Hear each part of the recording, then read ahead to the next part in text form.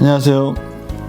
말씀 묵상 이광재 목사입니다. 저희들은 하나님 말씀을 읽을 때마다 하나님 말씀이 유기체적으로 긴밀하게 연결되어 있다는 것을 저희들이 깨닫게 됩니다. 구약의 예언이 신약에 성취되고요.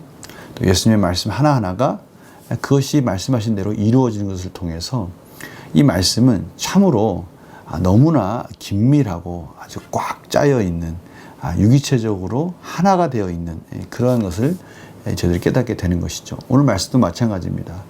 구약의 예언들이 가룟 유다의 죽음조차도 예수님의 걸음 한 걸음 한 걸음마다 다 계획되어 있는, 연결되어 있는, 이루어지는 과정임을 저희들이 확인하게 되는 것이죠. 이것은 또한 저희들이 그래서 하나님의 말씀을 진리로 의지하고 붙들고 기도할 수 있는 내용이 되기도 하는 것입니다. 오늘 말씀을 통해서 또 그 부분을 확인하면서요. 또한 이 제사장, 대제사장과 이 가룟 유다의 이 죽음에 얽힌 이러한 죄된 모습들, 이런 것들도 같이 확인하면서 저희들이 이 세상을 살아갈 때 역시 붙들 것은 하나님의 말씀밖에 없다라는 것을 다시 확인하는 그런 시간들이 되었으면 합니다. 제가 기도하고 시작하겠습니다. 하나님 감사합니다. 오늘도 진리의 말씀 앞으로 저희들을 인도하여 주시고 하나님의 말씀 붙들고 살아갈 수 있는 그런 귀한 시간 허락해 주시니 감사합니다. 성령님 조명하여 주시고 성령님 깨닫게 하여 주셔서 저희들이 오늘도 이 말씀을 통해서 하나님의 능력, 하나님의 은혜를 충만히 공급받고 이 말씀 붙들고 승리하는 복된 하루가 되게 하여 주시옵소서. 감사드리며 예수님의 이름으로 기도드립니다. 아멘. 제가 마태복음 27장 1절에서 10절 말씀을 봉독해 드리도록 하겠습니다.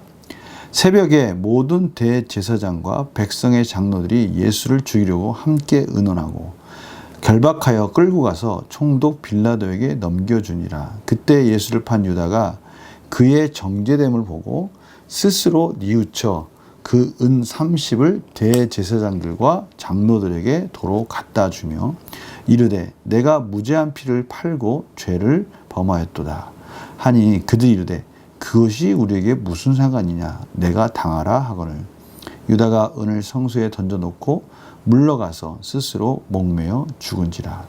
대제사장들이 그 은을 거두며 이르되 이것은 핏값이라 성전고에 넣어둠이 옳지 않다 하고 의논한 후 이것으로 토기장이의 밭을 사서 나그네의 묘지를 삼았으니 그러므로 오늘날까지 그 밭을 피밭이라 일컫느니라.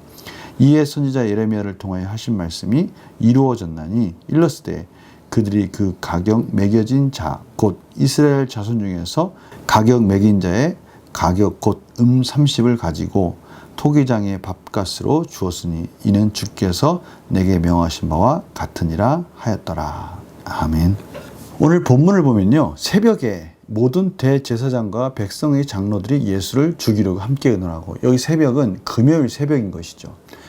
토요일이 안식일이니까요. 금요일 새벽에 목요일 밤에 붙들어서 신문하고 이제 금요일 새벽에 빌라도에게 넘겨주려 하는 것입니다. 왜냐하면 이들에게는 사형 집행권이 없기 때문에 당시 총독인 빌라도가 이 명절 주간이 되면 가이사라의 해변가에 있는 가이사라에 주로 머물러 있다가 예루살렘으로서 잠깐 올라와 있습니다. 그때 이 빌라도에게 재판을 넘겨준 것이죠. 바로 그때 이 가룟 유다가 예수님께서 심판받는 장면을 보면서 뉘우쳐 그 은 30을 대제사장과 장로들에게 도로 갖다 주며, 여기서 뉘우쳤다는 말은 회개한 거하고 좀 다른 그런 의미라고 할 수 있습니다.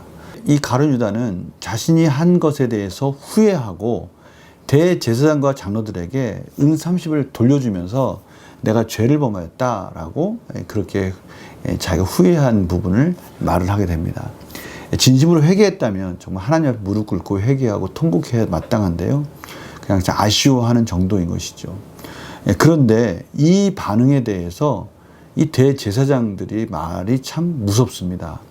오늘 4절에 보니까요, 내가 무죄한 피를 팔고 죄를 범하였도다 라고 이렇게 후회하는 말을 하니까 그들이 이렇게 이릅니다. 그것이 우리에게 무슨 상관이 있냐, 내가 당하라 하거늘.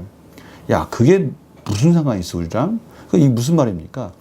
너가 죄를 짓든 안 짓든 예수님이 죄를 짓든 안 짓든 상관이 없다라는 거예요. 이들에 있어서 오직 목적은 딱 한 가지였습니다. 자신의 기득권, 자신의 이 배만 채우던 그런 욕심이 예수님으로부터 위협받으니까 그냥 예수님만 사라지면 되는 거였어요.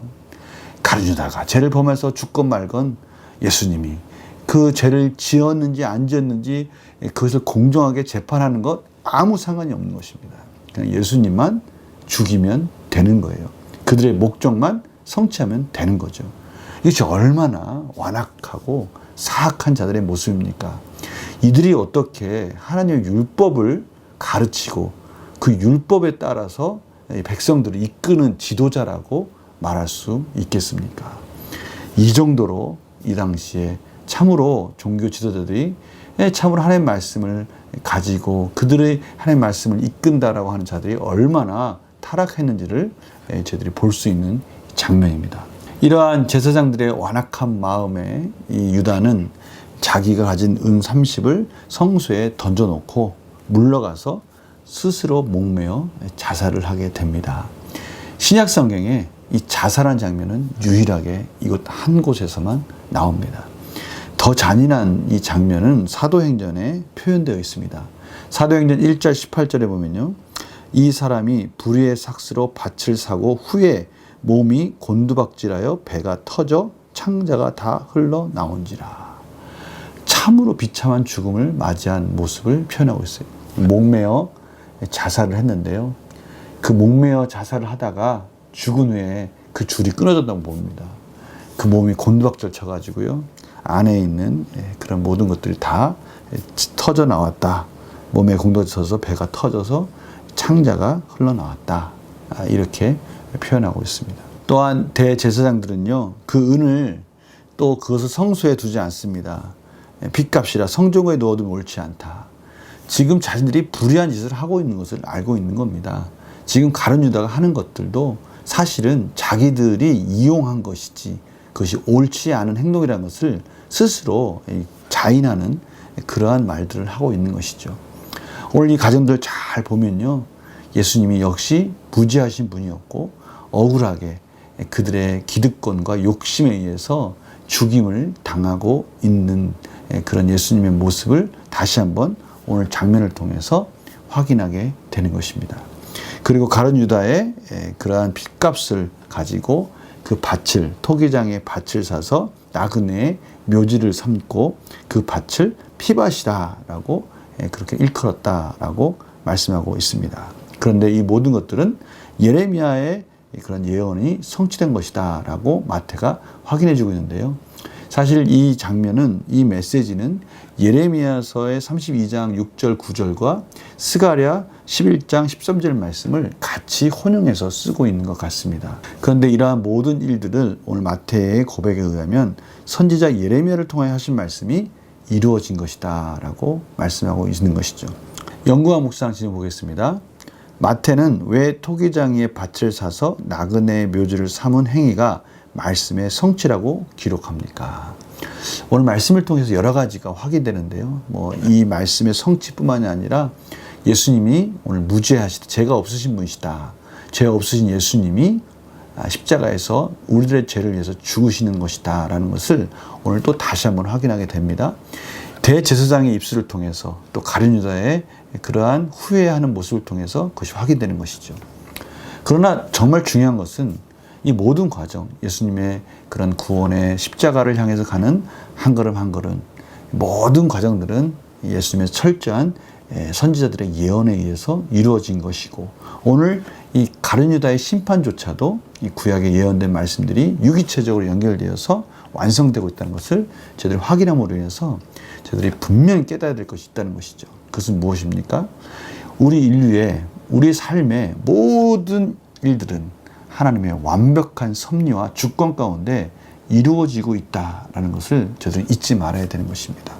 따라서 저희들이 살아갈 때 정말 하나님의 말씀 붙들고 산다는 것, 하나님이 약속하신 그 복을 의지하고 산다는 것, 그것이 얼마나 소중한 것인지를 저희들이 다시 한번 깨닫게 되는 것이죠. 느낀 점 보겠습니다.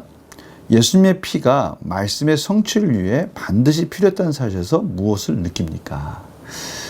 참 이 말이 좀 어려운 질문 같은데요. 이것은 단순합니다. 이런 얘기입니다. 신약에 예수님의 그 보혈의 피만 떨어져서 생각한다면 저희들은 이렇게 생각할 수 있을 거예요. 꼭 예수님께서 그 십자가상에서 꼭 그렇게 죽으셔야만 했는가? 그럼 예수님의 피는 도대체 왜 그 의미가 있는 것이지? 이렇게 질문할 수 있다는 것이죠. 그러나 그 예수님의 보혈의 피가 창세기에서부터 구약의 선지자를 통해서 또 제사제도를 통해서 일관되게 흐르면서 가리키고 있었고요. 그 가리키고 있었던 그 예수님이 비로소 십자가상에서 완성했다는 것을 보면 이 모든 것은 하나님의 섭리 가운데 철저하게 이루어진 구원의 완성이구나. 예수님의 피가 절정이구나 라는 것을 저들이 깨닫게 되는 것입니다. 다시 말하면 예수님의 십자가는요, 내가 그의 백성들을, 하나님의 백성들을 믿음으로 반드시 구원하겠다라는 하나님의 확증인 것입니다. 맹세에 대한 확증이 그 예수님의 그 십자가상에서 이루어진 것이죠. 정말 고귀하고요, 너무나 감당할 수 없는 모든 천지 만물을 창조하신 하나님께서 그 모든 만물을 주권적으로 역사하시면서 이루신 구원의 완성이고 거룩한 보혈의 피인 것입니다. 그래서 저희들은요, 그 예수님의 그 보혈의 피를 의지해서 담대하게 하나님 앞에 나아갈 수 있는 것입니다. 대제사장이시면서 스스로 거룩한 피를 통해서 거룩한 하늘의 성소에 들어가셔서 이제는 저희들의 죄를 완벽하게 사해 주신 그 예수님, 그 예수님의 보혈의 피를 의지해서 저희들은 믿음으로 이제 하나님께 나아갈 수 있는 것입니다. 이것이 얼마나 소중한 것입니까? 가룟 유다는요, 자신이 후회해가지고 대제사장에게 갔습니다. 그런데 대제사장이요, 그 가룟 유다를 긍휼히 여기는 것이 아니라 그게 너랑 나랑 무슨 상관이 있느냐? 너는 네가 알아서 해라. 우리는 우리의 유익만 얻으면 된다. 이렇게 얘기하지 않았습니까? 그러나 우리 예수님은 그러한 대제사장과는 다르신 완벽하시고 저희들을 긍휼히 여기시고 예수님 앞에 예수님의 보혈의 피만 의지하고 나아간다면 우리의 대변자가 되시면서 우리의 모든 죄를 씻어주시며 하나님 앞에 담대히 나아갈 수 있는 거룩한 이름이 되어주신 것입니다. 결단과 적용 보겠습니다. 예수님의 보혈이 죄인인 나를 위해 필요하다는 것을 처음 깨달은 적은 언제입니까? 예수님의 그 보혈 앞에서 나는 정말 그 십자가가 없으면 회개할 방법이 도무지 없다는 것을 깨달은 적이 있다면 그게 언제인가라는 것을 다시 한번 기억해 봐야 된다는 것입니다. 철저하게 회개, 오늘 이 가룟 유다처럼 그냥 후회하는 정도가 아니라 예수님의 십자가가 없으면 저는 도무지 용서받을 수 없는 죄인입니다 라는 것을 깊이 깨달은 적이 있다면 그것이 언제인가, 그것을 한번 기억해 보자는 것이죠. 그리고 말씀은 성취된다는 사실을 기억하고 믿음을 갖고 살기 위해 무엇을 결단하겠습니까? 바로 말씀의 성취를 통해서 구원하신 예수님을 바라보면서 하나님의 말씀은 반드시 성취되는구나 라는 것을 통해서 저희들이 오늘 분명히 깨달을 것이 있어요. 그것은 무엇입니까? 저희들이 말씀을 붙들고 기도함으로 인해서 그 말씀이 우리 삶에서 성취되고 이루어진다는 것까지도 저희들은 확인해야 된다는 것입니다. 우리는 그것을 통해서 하나님께 영광을 올려드릴 수 있는 것이죠. 그래서 저희들은 기도할 때요, 그냥 내 감정과 내 생각이 아니라 말씀을 붙들고 기도하는 게 중요합니다. 야고보서 1장 5절에 보면요, 하나님께서 지혜가 부족하거든 꾸짖지 아니하시고 후히 주시는 하나님이라고 말씀하지 않으셨습니까? 이 시간 저에게 그 말씀 붙들고 기도합니다. 후히 주시는 하나님, 저에게 지혜를 주십시오 라고 야고보서 1장 5절을 붙들고 기도하는 것입니다. 히브리서 4장 14, 16절 보면 무엇을 가지고 기도할 수 있겠습니까? 하나님, 제가 예수님의 보혈의 피를 의지하고 하나님 앞에 담대히 나아갑니다. 하나님 앞에 나아갈 때 하나님께서는 그 예수 그리스도의 보혈의 피를 의지하고 나아갈 때 때를 따라 돕는 은혜를 주신다고 하지 않으셨습니까? 이 시간 하나님의 돕는 은혜가 필요합니다. 하나님이 이 시간 어렵고 힘든 이 시기에 꼭 맞는 은혜를 공급해 주시기를 원합니다 하고 말씀 붙들고 담대히 나아가는 겁니다. 예수 그리스도의 그 십자가를 통해서 그 말씀이 성취되는 것을 보여주신 하나님, 그 말씀 붙들고 나갑니다. 저의 기도 가운데 응답해 주시옵소서. 저희들은 이러한 기도를 통해서 말씀이 우리 삶 속에서도 성취된다는 것을 확인하는 것이 중요합니다. 오늘 이 말씀 꼭 기억하시면서 말씀 붙들고 기도함으로 인해서 삶의 열매로 이어지는 성도들의 삶이 되기를 간절히 축원합니다. 제가 기도와 마치겠습니다. 하나님 아버지 감사합니다. 오늘 예수 그리스도의 보혈의 피가 얼마나 중요한지를 깨닫습니다. 또한 말씀의 성취를 통해서 저희들이 말씀 붙들고 기도하는 것이 또 중요하다는 것도 깨닫습니다. 하나님, 저희들이 말씀 묵상하는 데만 멈추지 말고 그 말씀 붙들고 기도해서 삶의 열매를 맛보게 해주시고 그러한 선한 열매들을 통해서 또 하나님께 영광 올려드리게 하여 주시옵소서. 말씀의 확신이 저희들의 삶을 이끌어가게 하여 주시옵소서. 감사드리며 예수님의 이름으로 기도드립니다. 아멘. 우리의 믿음의 선진들이 그렇게 신앙을 이어왔습니다. 저희들도요, 이 말씀이 성취되는 것들을 삶에서 경험해서 다음 세대에게 또 믿음을 물려주는 그런 믿음의 선배들이 되기를 간절히 축원합니다. 내일 또 뵙겠습니다. 안녕히 계세요.